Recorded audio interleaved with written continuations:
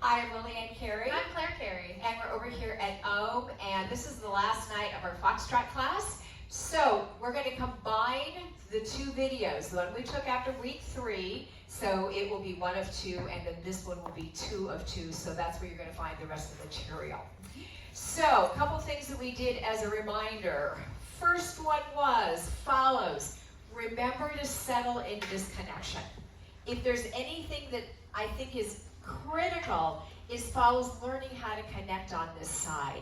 Having this space empty and me trying to do all these different moves in and out and close and that kind of thing, it's going to make me want to muscle you around. And we do not want that. We do not. We want it super gentle. So she's really settled into my right side. So even though I do bring my right hand around her back, I'm really well connected with this hand and this forearm back here. It's all the way around. Then we also talked about how important the push-off was, the push and the push. These things, this is how Foxtrot works, right? I'm not just taking a step and a step. I'm pushing to these positions, and I'm using shading to help take the follow's weight off the foot that's going in the direction that we are.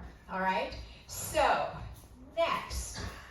Obviously, we had our basic. One thing that we added to the basic on the quick was a step through.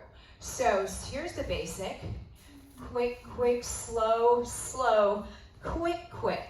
And I'm literally just going to open her and encourage that step.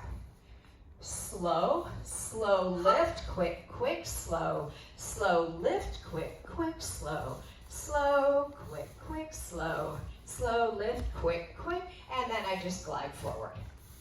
Then we did extensions, and there's so many different ways you can add multiples.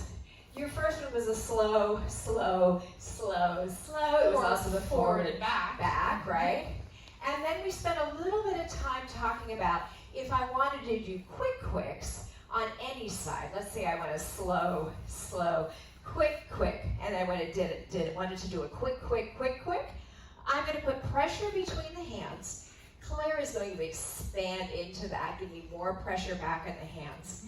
And then I'm going to keep her over 1 foot. Keep both of us over this foot. Right, so I should be able to pick up that foot as well. Quick.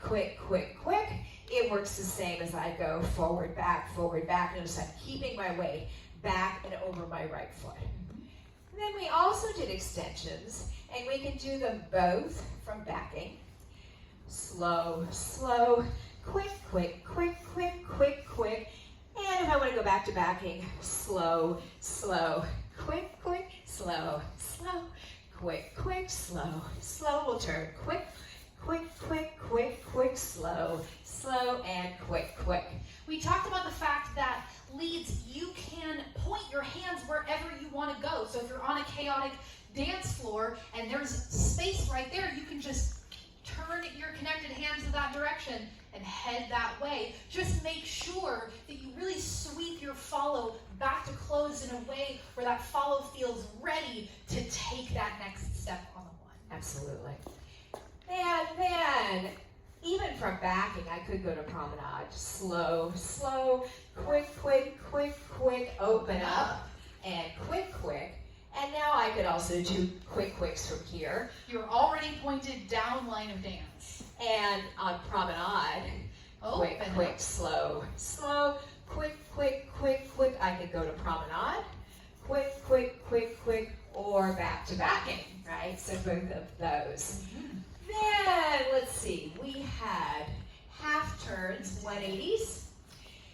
So drive down line, slow, quick, reach back, quick, slow, half turn, back, and sweep around, slow, and quick.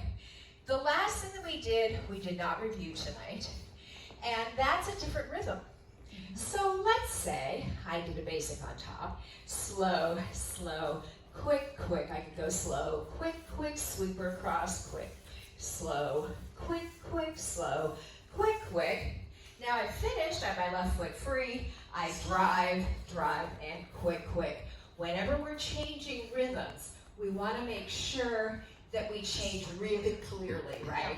And then you come back and do a basic, be so clear about, hey, we're going slow, and side quickly. together, so that your follow just feels very confident and comfortable with what's happening next. I think that's what I think that's it. Yeah, awesome. Nicely done, you all.